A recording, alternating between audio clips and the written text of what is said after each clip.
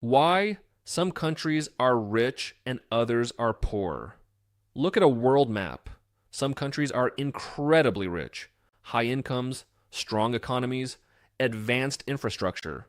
Others struggle, low wages, limited opportunities, weak systems, and the difference between them is massive.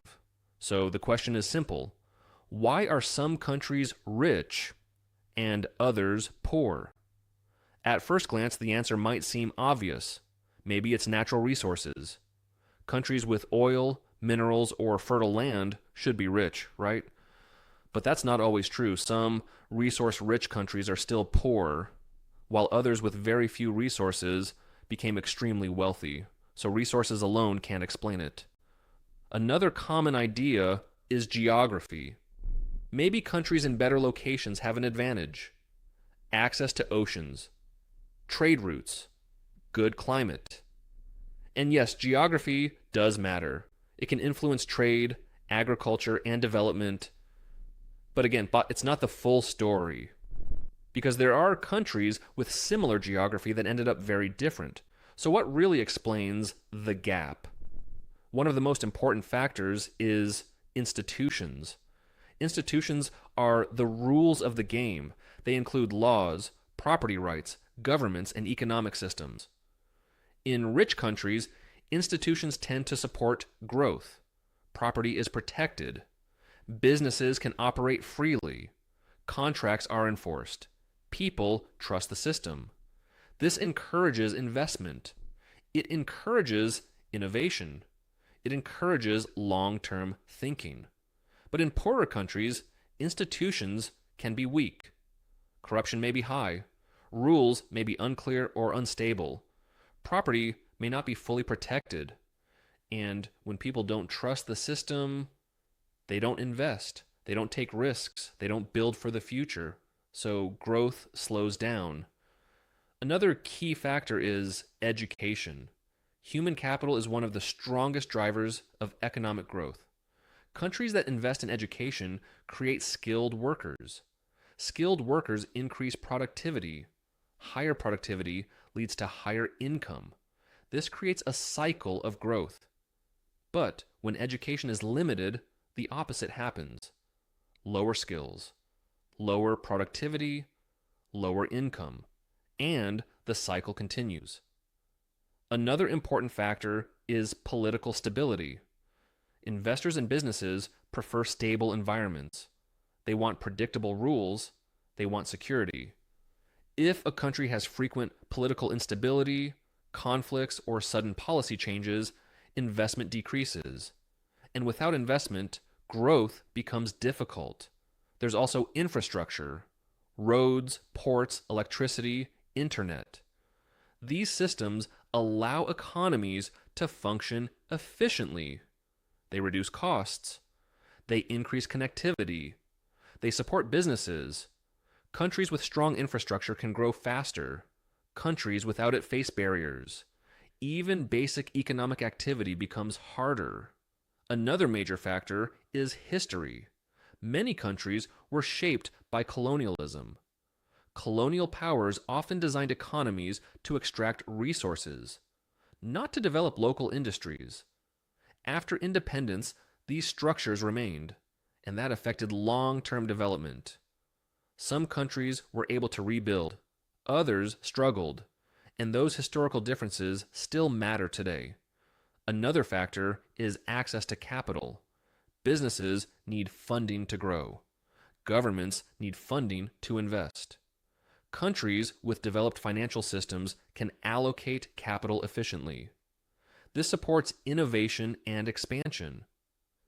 But in countries with limited financial systems, access to capital is restricted. This limits growth. Even good ideas cannot scale. There's also technology. Technology increases productivity. It allows economies to produce more with less effort. Countries that adopt technology faster tend to grow faster. But technology requires investment, education, and infrastructure. So again, everything is connected. Another concept is the rule of law. In strong economies, Laws are applied consistently. People know their rights, they know the consequences of actions. This creates trust, and trust is essential for economic activity. Without trust, transactions become risky, and when risk increases, economic activity decreases. Another factor is trade. Countries that engage in global trade can specialize. They can focus on what they do best and trade for the rest. This increases efficiency, but trade also requires openness and strong systems. Some countries remain isolated, and that limits growth. There's also government policy. Policies can support growth or limit it. Stable, predictable policies encourage investment. Unstable or restrictive policies create uncertainty, and uncertainty slows economic activity. Another important factor is inequality. In some countries, wealth is concentrated in small groups. This can limit overall growth because large parts of the population have limited access to education, capital, and opportunity. So potential remains unused, and the economy grows slower. Another concept is economic structure. Some countries rely heavily on one sector, like oil or agriculture.